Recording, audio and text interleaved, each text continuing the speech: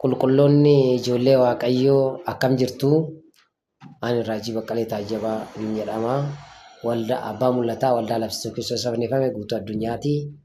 Sabni Waaqayyoo biyya keessa kan jirtan, biyya alaa kan jirtan nagaa Waaqayyoo isiniif haa baay'atu isiniin jedha.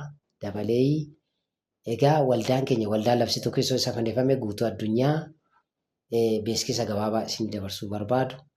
Sagantaan keenya Sanbataa sagantaa idilee dhaabbataadhaan kan itti bu'u yeroo baay'ee namoonni hedduun keessan dhuftanii kan itti fayyaa jirtan Waaqayyo kan isin fayyisaa jiru.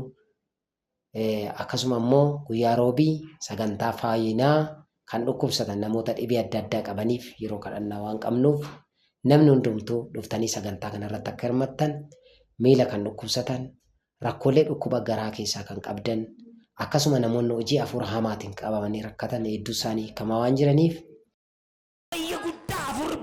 akka bineensaa yuusi yeroo sadii yuusi bana fitamu tokko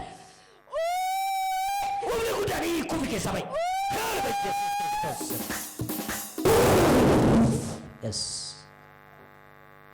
Tokko lama abas jechi humna guddaadhaan akka bineensaa yuusi ba'i madda biti.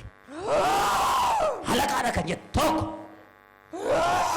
hallumaa humni guddaan akka bineensa lafa barii yuusi. Lama keessa beeka. Dhuftanii hirmaattuu eebba kanaa akka taataniif waamicha koo isinii dabarsaa jira jechuudha.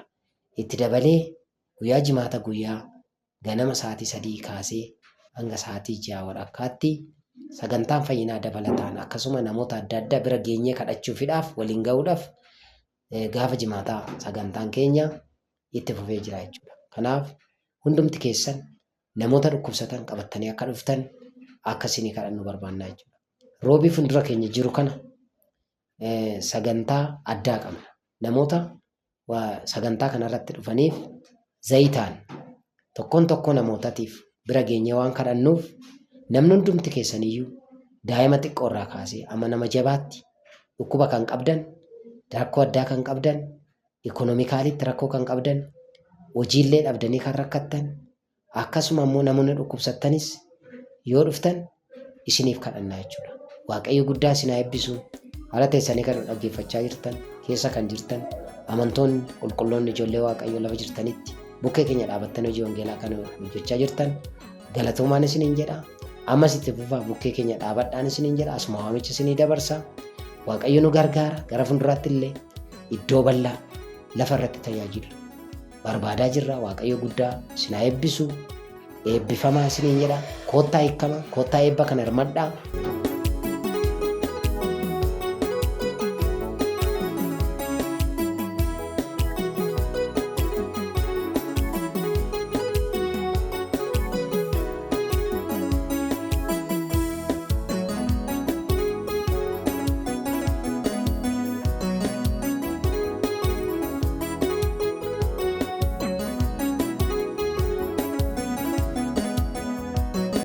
Amantoonni lafa adda addaa jirtan egaa namoonni moobaayila qabatanii jirtan kamiyyuu jaalala Waaqayyootiin kan isin gaafannu miidiyaalee keenya TV Labsituu Kiristoos jettanii yoo seentan namni kamiyyuu tajaajila keenya argachuu dandeessu jechaadha. Kanaaf lafa jirtanitti TikTok irratti TV Labsituu Kiristoos jettanii akkasuma immoo Facebook irratti YouTube irratti miidiyaa keenya share akka gootan, like akka gootan jaalala Waaqayyoon isin gaafannaa.